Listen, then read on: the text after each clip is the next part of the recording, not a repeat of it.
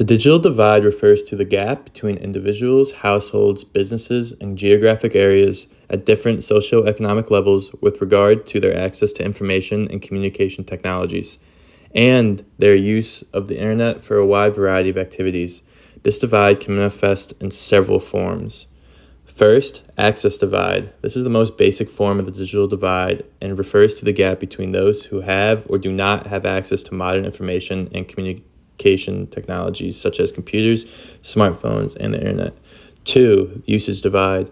Even when access is available, differences in how people use technology can create disparities. For instance, some might use the internet merely for entertainment, while others use it for education or professional development. And three, skill divide. This involves the disparity in digital literacy skills.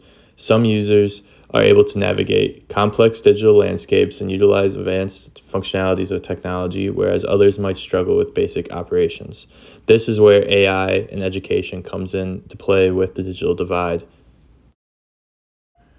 There are 4 steps needed to reduce the gap in terms of AI and the digital divide and have an effective integration of AI into education. First, awareness. Our greater global society needs to become aware of the lack of access to AI that the vast majority of the population lacks. Second, competency. Everyone has access to the technology but do not understand how to use it. This fix requires giving the educational tools in order to understand the technology.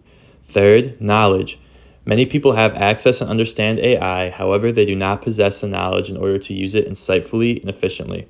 Fourth, integration. Everyone has access to AI and understands AI and uses it efficiently and insightfully. After the 4th step of integration is completed, it is safe to fully integrate AI into many education sectors globally with fair usage for all. In this video, I interview Dr. Anne Marie White, an adjunct professor in the Public Health Department at the University of Rochester and current CEO of the Children's Institute nonprofit organization located in Rochester, New York. This organization partners with community agencies and schools to strengthen the social and emotional health of children in a variety of different ways. Children's Institute assists with the implementation of evidence-based prevention and early intervention programs in schools by providing a range of training, assessments, and services to support those who work with children in education. They also conduct research and evaluation to continuously improve efforts that support children's positive growth and development through education in Rochester, New York. Discuss the pressing issue, the integration of AI in education and its potential to widen the ever-current digital divide.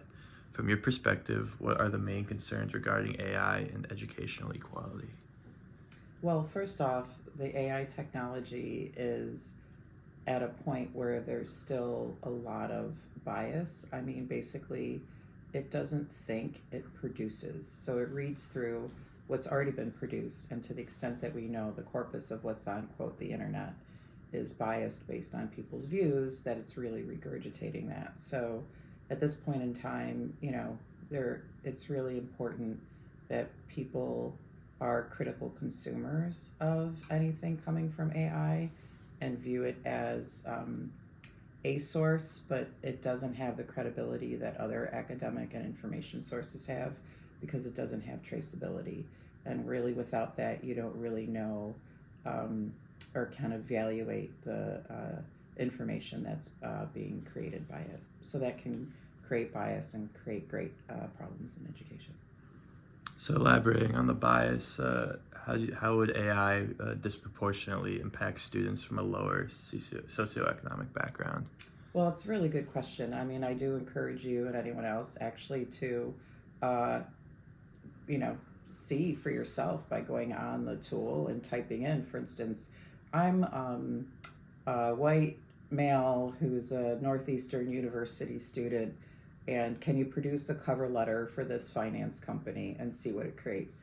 And then type in another demographic and see the type of cover letter it creates. I heard recently from a faculty member in the Simon School of Business that they actually ran that exercise with their class and started comparing how different tone, tenor, language construction was actually produced by those queries. So, I think that, again, to the extent that there's already bias in the corpus, that it can regurgitate, stereotypes and differences.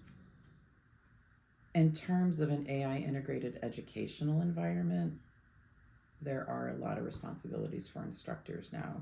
The first is to actually get on these tools and start using them and really understand them.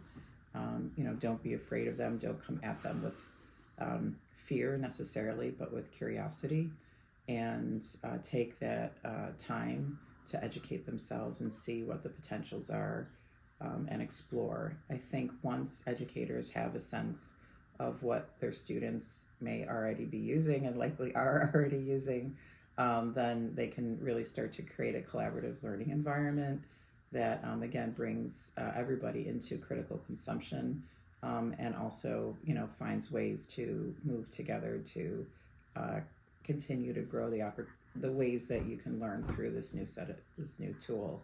It's really important, though, that instructors, create standards for or guidelines for how to use it, because there are, as we like to call them, academic guardrails, in terms of what's ethical conduct in an educational environment, such as no plagiarism, and other kinds of prohibitions to ensure that we're all learning and we're all engaging with our own thoughts. So that really is another important responsibility of instructors right now, and to really help create what those guidelines are. Again, right now, the onus is on individual instructors to do that. There isn't a set, quote, educational policy for faculty to use in the instruction setting right now. That isn't to say that won't happen, but right now it really is a distributed approach. So it really is the responsibility of every faculty member to set their own course policy, and help students understand for that content and that particular class, what the acceptable practice is and what the opportunities are for learning. With that, AI can be personalized into learning experiences, so instructors might have to deal with that as well. How could this personalization inadvertently lead to segregating learning environments, especially if not all students have equal access to these technologies? It's actually an interesting open question that you ask. Right now, for instance, if you mean personalization in terms of like being able to create someone's avatar or recreate their voice, we do know that those capabilities are there. They haven't necessarily been utilized. For instance, you could probably take this video, take a little bit of the soundbite from my voice, and feed it into an AI tool, and it could start creating speech for me that sounds and looks like me. So I think, to the extent that we can create these doppelgangers, or that it's a tool that can create doppelgangers, again, comes with a big responsibility in what is our ethical practice. In terms of segregation, to the extent that anyone has differential access to a tool, and or awareness of it and or literacy about it, can always lead to some groups doing something differently than other groups. We do know that, for instance, with social media, it's actually led to greater social bifurcation because of the way that the algorithms are trained, that it actually creates echo chambers, so you're getting fed back the same kinds of beliefs and information you're seeking. So, and studies have shown then that creates, more groups that are more different in terms of their views, because they aren't being exposed to differential views and having that really opportunity for democracy in terms of thinking through different ideas.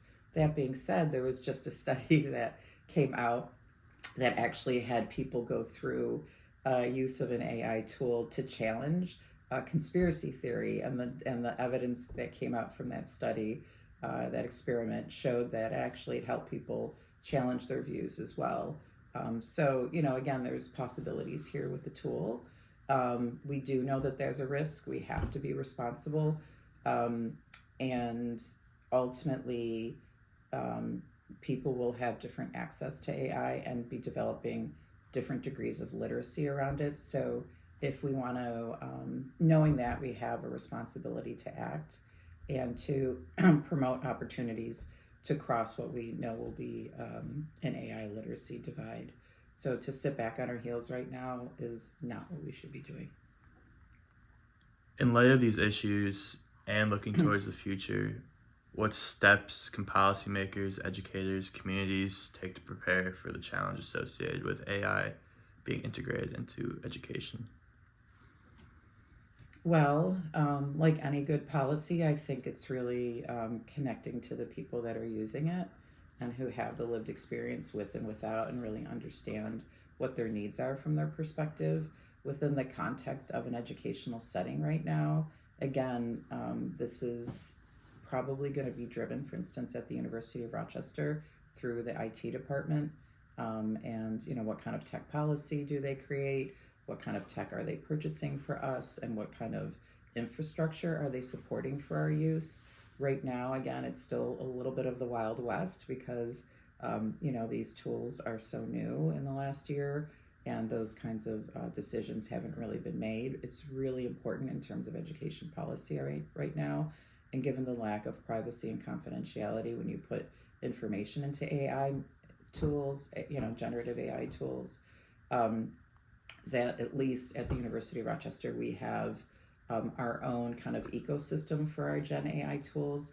So we know that the information that we're feeding in is at least being protected within the confines of the university community. So I think at least starting with that as a policy, so we all have access to a U of R Gen AI set of tools. We can start to move into that space with a little bit greater protection and a little bit less risk in terms of what can happen to that information when it gets fed into ultimately commercial agents. Lastly, what message would you like to leave for educators and the audience watching on the complexities of AI education and the importance of tackling the digital divide? Well, right now, people may not be aware of it, but in our own community, actual literacy is really challenged in young people. So there's a new assessment tool called the iReady tool, and that's being used, for instance, in the Rochester City School District. And to the majority degree, children of all ages aren't performing at expected levels in terms of literacy. If that's our foundation for the use of these tools, then we have a lot of work to do upstream and really to take a broad view around this issue of AI literacy and really understand that we have to be thinking about it in terms of broader literacy as well. Well, thank you for sharing your insights today. Your expertise gives us a deeper understanding of the complexities of the AI and the importance of tackling this ever-present digital divide. So thank you. Thank you. Thanks for this great project. Yeah.